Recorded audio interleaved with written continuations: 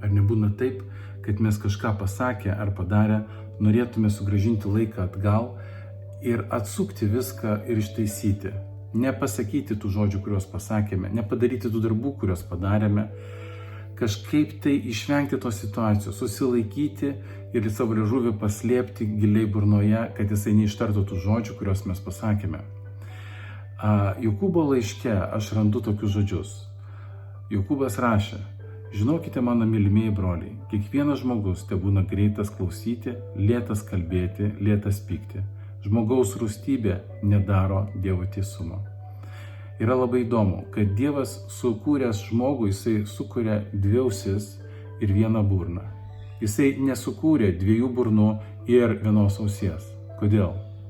Tam, kad mes daugiau išgirstume vienas kitą, kad mes girdėtume Dievą ir mažiau pasakytume, mažiau kalbėtume, bet daugiau klausytumės.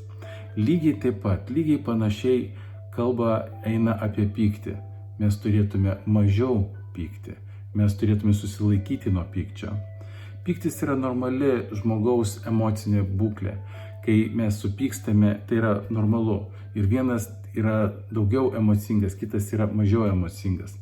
Tačiau dažnu atveju mūsų pyktis, žmogaus pyktis, jisai nedaro Dievo teisumo. Mes įpykę arba įtūžę pridarome dar blogiau, dar blogesnių dalykų. Ir taip situacija gaunasi dar blogesnė. Todėl Jokūbas ir sako, kad žmogaus pyktis nepadaro Dievo teisumo. Todėl palik savo pyktį, palik savo teismą Dievui. Taip darydamas tu sukrausi ant to žmogaus žarijas. Ir tegul Dievas sprendžia šitus reikalus. O tu laikykis Dievo žodžio. Atleisk savo priešams ir mylėk juos. Būkit palaiminti.